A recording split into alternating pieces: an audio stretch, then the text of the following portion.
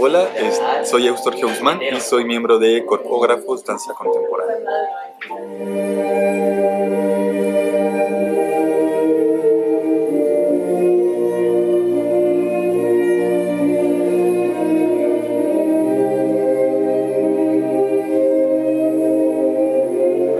La biodiversidad animal, que fue lo que detonó esta primera temporada de Danzología. Bueno, creo que yo no lo había reflexionado como tan profundamente porque creo que es como que de pronto los temas dentro de la danza eh, son como muy múltiples, ¿no? De pronto uno no piensa como en esa especificidad, eh, pero creo que sí es súper interesante observar cómo los seres humanos toman inspiración de diferentes temas, ¿no? Y creo que los animales han sido como uno de los temas muy específicos que dentro de la danza contemporánea en realidad no hay tantos, o que yo conozca, no hay tantas coreografías que sean tan inspiradas tan específicamente, o sea, como que tengan un tema relacionado con un animal específico, pero sí hay muchas técnicas que toman como mucha referencia de los animales, ¿no? Como las técnicas postmodernas que toman este estudio de lo animalesco, como de la relación de lo animal con el movimiento, o incluso como de esta parte animal que tenemos los seres humanos, ¿no? Entonces, creo que esta temporada sí me ha servido como para observar estas obras que están inspiradas directamente de un animal en específico, ¿no? Y creo que la danza clásica es la que más lo tiene, ¿no? Como el pájaro de fuego, el lago de los cisnes, evidentemente, muchas otras obras donde hay coreografías específicas inspiradas en animales.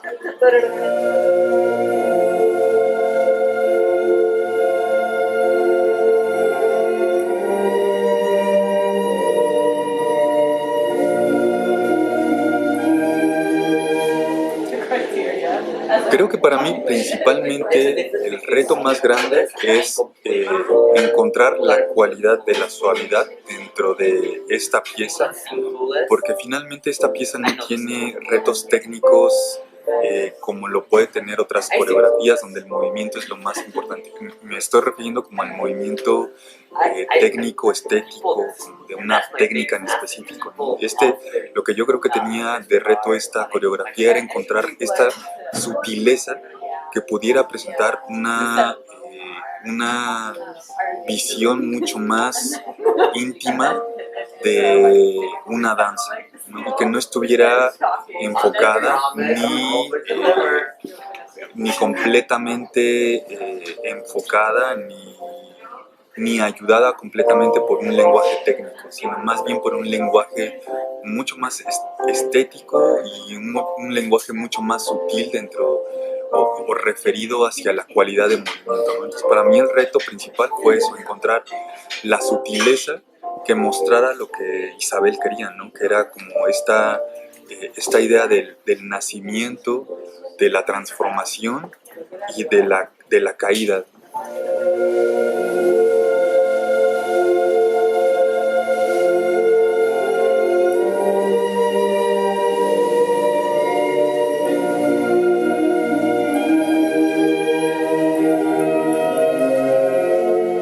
Pues a mí lo que yo creo que fue un proceso interesante para mí porque primero lo que se construyó fue el movimiento, ¿no? La idea de qué sucede aquí en esta escena, qué sucede en la siguiente, qué sucede al final y qué sucede al término, ¿no? Y para mí fue primero ese proceso, después ir descubriendo esta parte del movimiento en relación con la música, porque creo que ahí Isabel sí tiene como muy claro esta imagen del movimiento con la música, pero creo que lo que a mí me ayudó mucho a encontrar quién era este personaje era meterme hacia descubrir qué relación tenía yo como persona, como Eustorgio, como bailarín, con este personaje. Y creo que lo encontré en esta primera escena donde nace de este huevo que es este papel, que después se transforma en sus alas, como una transformación para mí, ¿no? Como es una especie de renacimiento, como para mí relacionado en el paso de la compañía anterior a este nuevo grupo, ¿no? Como una transformación, un renacimiento y reencontrar una nueva forma de ser para mí, de reencontrarme, de redescubrirme y de transformarme. Para mí era como yo encontré esta relación clara entre el personaje y mi persona, como en este proceso de transformación, del nacimiento al descubrirte, tener alas y después a volar, ¿no? Y bueno, lo corto ahí para mi persona, ahí en volar, y el personaje pues después cae, ¿no? Pero bueno, ya eso sería como la parte de la coreografía.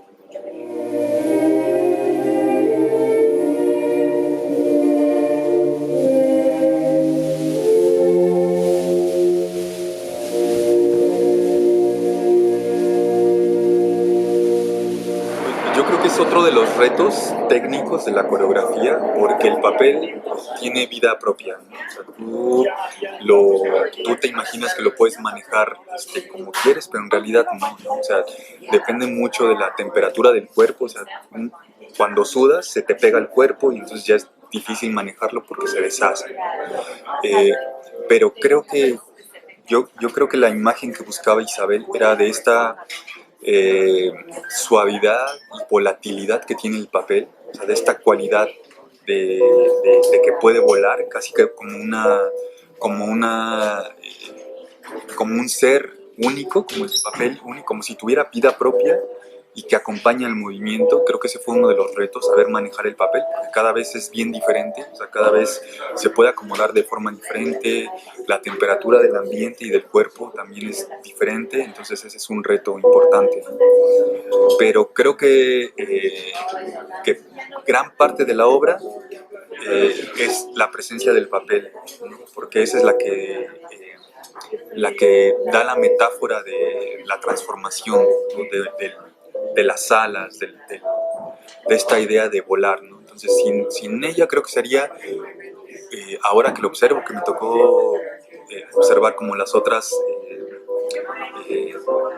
coreografías que también estaban inspiradas en aves, pues que tiene un papel importante dentro de la coreografía, ¿no? Porque si no sería otra obra que nada más sería como el movimiento de los brazos, como las otras, que por supuesto también tienen un gran reto técnico, pero aquí creo que el papel sí tenía un papel muy importante, ¿no? Valga la redundancia en este caso.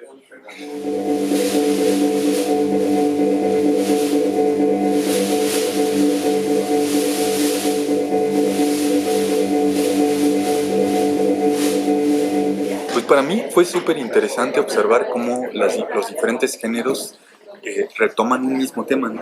Porque éramos, bueno, en realidad, por ejemplo, la obra Ícaro no es una obra que esté inspirada completamente en un ave, ¿no? Pero sí hay una metáfora del ave en esta transformación, ¿no? Ícaro es un personaje al que su padre le construye unas alas con plumas y cera y que después quiere volar, ¿no? Es la referencia más directa, ¿no? Pero ver cómo lo toman otros géneros de danza es bien interesante, ¿no? Para mí a mí que no me gusta tanto el ballet, sí era súper interesante ver a las bailarinas de la Compañía Nacional de Danza, verlas tan de cerca y ejecutar algo de forma tan perfecta, ¿no? Para mí era eso súper interesante. Compartir también el escenario con los chicos de folclore, que ver que una vez tiene una cualidad diferente también y con los otros chicos, pues a mí eso me pareció muy interesante, ¿no? Creo que también le puede mostrar al público justo eso, ¿no? Que un solo tema puede ser tomado de diferentes formas, que para cada corriente o género tiene un punto de vista diferente y que aunque hablamos de lo mismo, tenemos puntos de vista muy, muy diferentes. Isabel Beteta, la danza fue Calling Me. Pues sí, Calling Me es el nombre que salió porque hace años ya estaba yo pensando hacer esta obra y Natsu Nakajima se lo conté y le dije, es que es algo que me está llamando. Y entonces me dijo, pues ponla así. Y finalmente, de alguna manera, la muerte te llama. Por lo menos es lo único seguro que tenemos en la vida.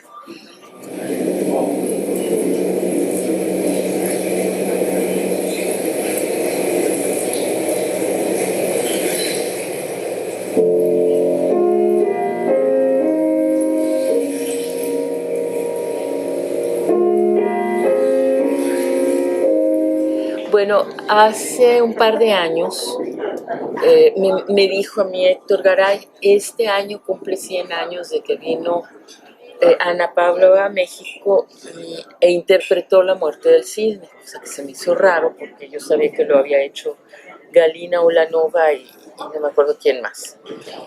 Y entonces, pero me dijo, no, sí, también lo hizo Ana Pavlova y aparte hizo su jarabe tapatío en puntas. Y dije, oh, pues sí, muy su gusto.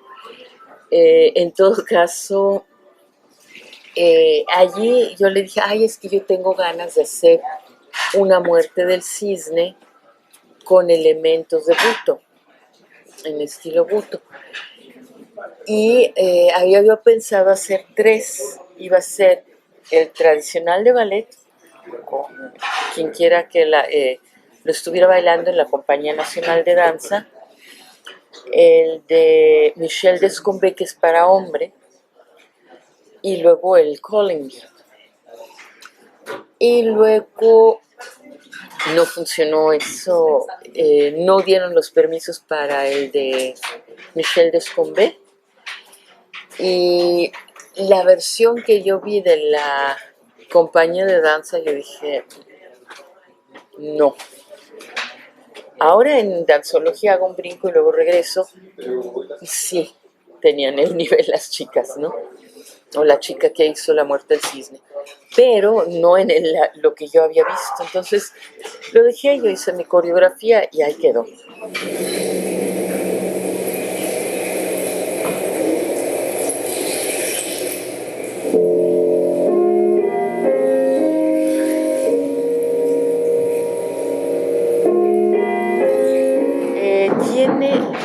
Es una muerte, parte de la idea de que el Buto nació de la muerte.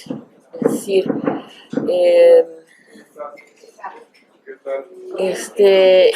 Hijikata dijo que el día que se estaba ahogando en lodazal de joven fue como cuando descubrió el Buto. Y Kazuo Ono en alguna de sus obras dijo es un cadáver bailando. Entonces, como quiera que sea, Buto es por definición es la danza de la sombra. Hay muchas maneras de interpretar la sombra, pero en este caso se refiere un poco más a lo que no es lo luminoso. Y en general, para el ser humano, la muerte es la parte sombría. Bueno, el caso es que me pareció un buen tema para hacer en mi interpretación de Buto, y quiero que se entienda que yo no me veo a mí misma como bailarina de Buto. Yo me veo como alguien que hace danza contemporánea, que hace una danza que a veces es muy performática, muy propia, pero que tomo de cada una de las técnicas que he aprendido a través del tiempo elementos, y el Buto me enseñó mucho. Me enseñó 3 cosas principales. La primera, cómo estar en escena con una presencia más que plena en el sentido justamente lumínico de aquí estoy, estar muy hacia adentro de ti y a su vez estás proyectándolo y comunicándote con tu público. Es una manera muy particular de estar en escena. La segunda cosa que me aprendí del Buto es el manejo muy lento del movimiento, que tiene que ver con un casi estatismo o una lentitud que es muy activa, que mucho está sucediendo en ese aparente nada. Y la tercera que aprendí es el contraste inmediato. O sea, ahorita eres piedra y en 3 segundos eres gallina, ¿no? Es ese cambio que son, digamos, 3 elementos constructivos, le diría yo, del buto. Y esos son los que usé en Calling Me. Entonces, la otra cosa que quise yo hacer en esta obra fue, de alguna manera, presentar esa manera en que se deslizan patos y cisnes sin sonido y con una continuidad así silenciosa sobre el agua. Y por eso pensé en una patineta. Y así comencé esta danza con la espalda al público, que además la espalda me gusta mucho a mí. Y este cisne deslizándose, pero también queriendo ya levantarse del agua. Para eso me sirvió una música de Ludovico Einaudi que hizo para, no sé si fue la ONU o quién, respecto a el deshielo en el cono sur, en el polo sur. Y esa música usé. Entonces se oye, de hecho, cuando cae un pedazo de hielo y el cisne se hace como que, ¡ay! ¿Qué me pasó, no? Todos estos elementos se juntaron para hacer esta muerte del cisne. El otro elemento que fue uno también que salió por investigación, se dice que el cisne, lo cual no es cierto, pero que no canta, pues, que no hace sonido salvo un grito cuando muere.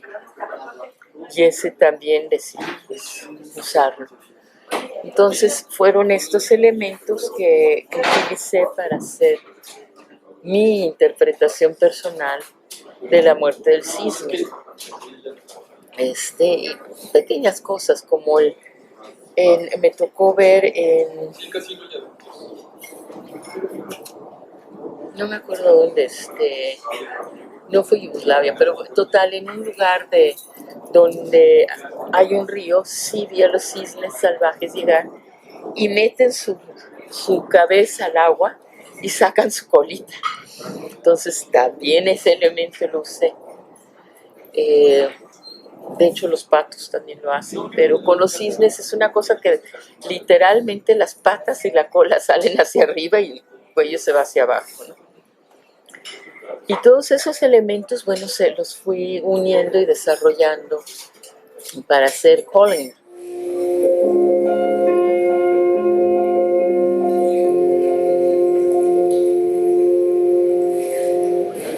Sí, yo creo que eso ha sido muy común. Y también hay otro que es, bueno, en los animales es eso, pero por ejemplo en danzas chamánicas hay la transformación a través de la muerte. En alguna ocasión me tocó bailar algo que hizo la coreografía Horacio Salinas, que se llamaba Chamán, y justo era eso, o sea, se rompe tu espalda, te rompes, te mueres para renacer como otro ser. Y eso creo que es uno de los elementos que usan los chamanes. Me transformo en otra cosa. Y regresando al tema del buto, el buto sí toma mucho del chamanismo japonés. O sea, los tres elementos que forman el buto son el chamanismo japonés, el expresionismo alemán, que para los japoneses fue descubrir que podías separar la danza del teatro y de los músicos presenciales, que podía ser un arte separado. Y el tercero es la propia genialidad de Hijikata. Y pues Natsu me decía, es que Hijikata realmente era más chamán que otra cosa.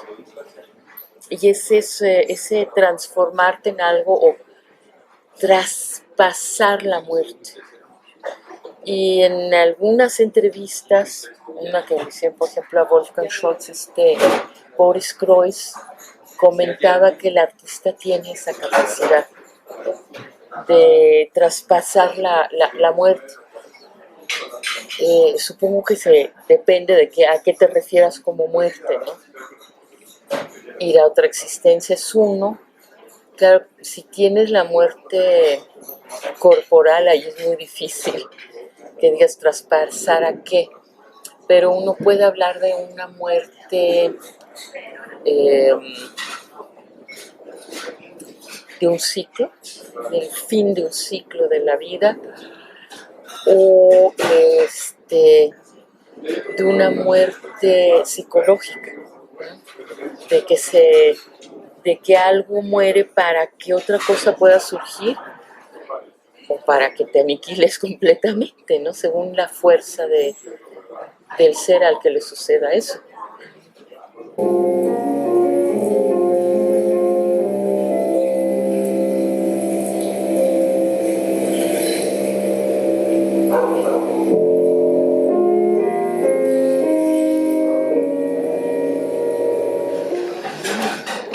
Hay dos cosas.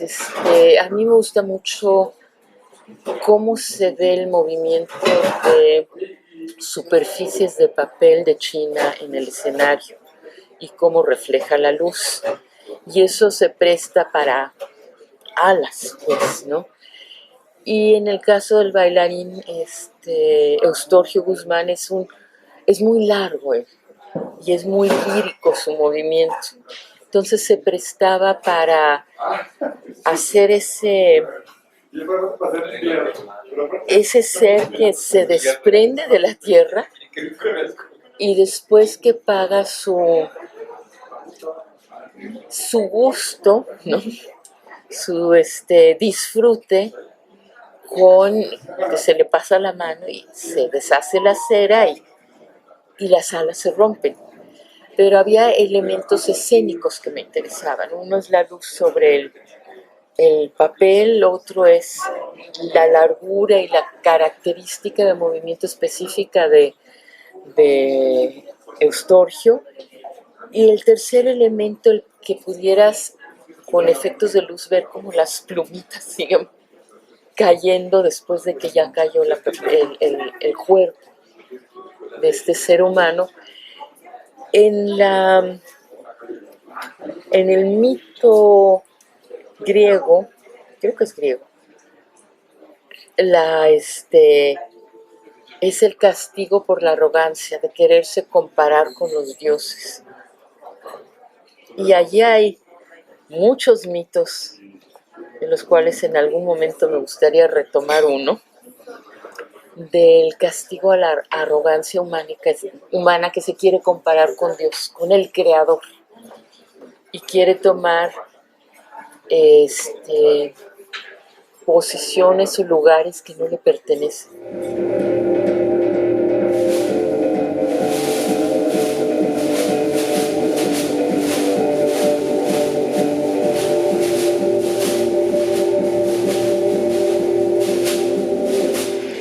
Allí lo que sucedió es que en un momento dado, después de que había yo ya hecho el famoso Calling Me, me dijo Héctor que eso le había inspirado a la idea de hacer de algo que es muy ancestral en los seres humanos, que es imitar o personificar, diría yo, a los animales por diferentes razones. Y pues eso a mí me gusta, ¿no? Yo creo que la única manera bueno, soy muy junguiana en muchas cosas, ¿no? Pero de poder sobrevivir como ser humano es no negar tu parte animal y no negar toda esta posibilidad de transmutación que creo que finalmente hemos llegado a ser lo que somos porque hemos transmutado algunas cosas para bien y para mal, ¿eh? No digo que siempre para bien, pero no niegues tus raíces si quieres irte a algún lado, porque de eso te nutres. Entonces me gustó mucho que su planteamiento de que casi toda la danza primitiva se basaba en la imitación del movimiento animal y en la apropiación de de las fuerzas animales o de sus habilidades. Y hasta la fecha decimos, este es un zorro, aquello es una serpiente, el de más allá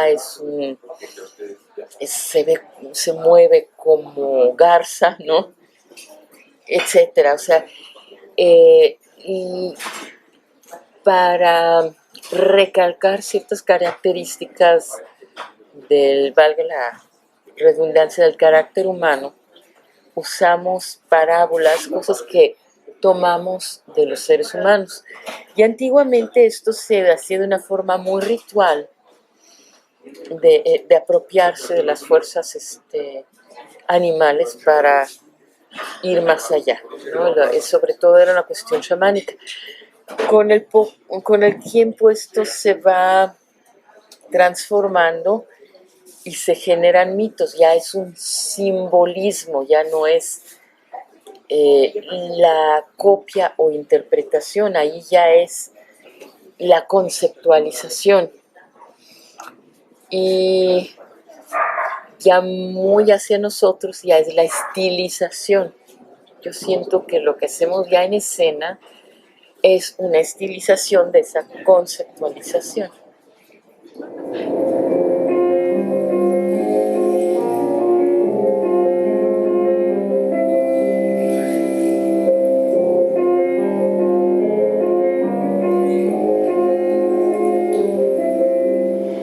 Yo creo que tiene mucho de dónde cortar, inclusive las aves no están agotadas, no todos los plumíferos, no está agotado el tema, pero hay todos los que tienen cuernos, no quiero decir cornudos porque suena muy feo, pero sería pues, los animales con cuernos. Y tienes, por ejemplo, la tradición celta, cuando la diosa o la mujer que representaba a la diosa se acercaba a un hombre que le ponían astas de venado, era como esa fusión de lo animal con lo humano. Allí tienes, por ejemplo, luego tienes el minotauro, que es el amor de una mujer a un toro y sale un medio hombre, medio toro. Creo que justo con los que tienen cuernos es más que en otros lados donde se hace alusión, si yo lo pudiera decir quizá junguianamente, a la parte animal del ser humano. Y muchas veces esa parte animal, que puede ser la instintiva, es lo que es la sombra también, lo que de repente se quiere negar. La sombra siendo de repente la agresividad, la competitividad exacerbada, ¿no? Sin control, el frenesí. Si fuéramos más a una cosa nietzscheana, pues sería la parte dionisíaca. Creo que con los de cuernos es de más. Y luego tenemos otra rama, que sean los reptiles, en que lugar preponderante tienen las serpientes. Y allí sí hay mucho simbolismo, que si es la columna vertebral, que si es el Quetzalcóatl, el animal que va en tierra, aire y agua, o sea, la serpiente emplumada. Tienes, cuando se dice que alguien es una serpiente, es una maldita, ¿no? Un maldito.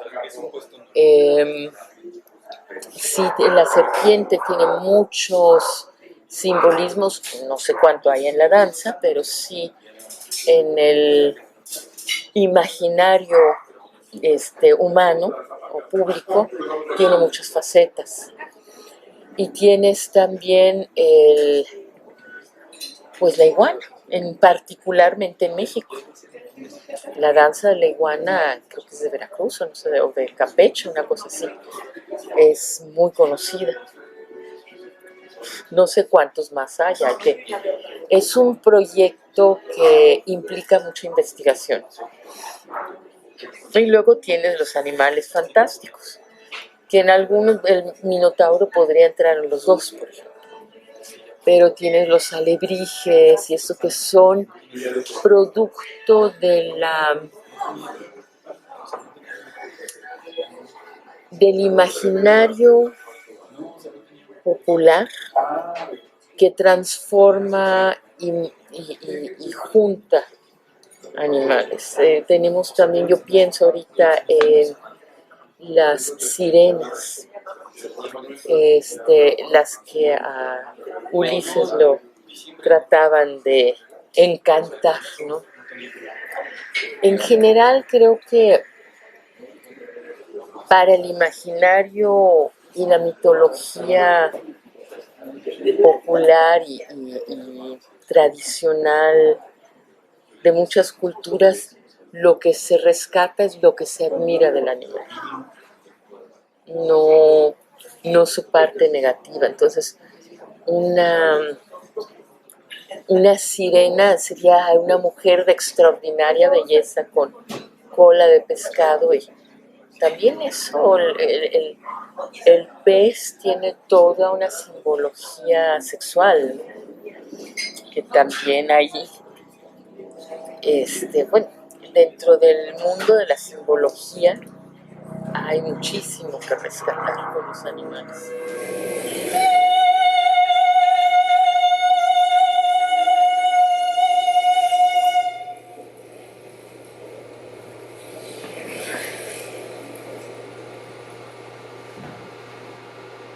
Me pareció muy ágil, me asombró el compañerismo y el interés que hubo interdisciplinar, porque hubo folclore, hubo ballet, hubo contemporáneo, y cada uno admiró lo que el otro tenía. Y para la gente de público, ver el ballet, ese dueto y ese sol, sobre todo el dueto, tan extremadamente difícil, de cerca, fue como una gran sorpresa de decir, realmente es muy difícil, ¿no? Y quizá con los demás también, ¿no? Para mí en particular, no había yo visto folclore sin zapatos que sonaran. Entonces, ver una obra de folclore a pie descalzo fue para mí interesante. Sí, y creo que pudo haber habido más, pero bueno, eso es lo que hubo. También fue interesante ver una parodia, ¿no? Que es otra faceta. Creo que hubo una convivencia muy bonita, inesperada quizá. Creo que la función fue muy ágil porque no son obras largas, son como probaditas de cada técnica, cada estilo, pero lo mejor de ese estilo, de esa técnica. No son obras de 20 minutos que llega a 10 y dices, ya no,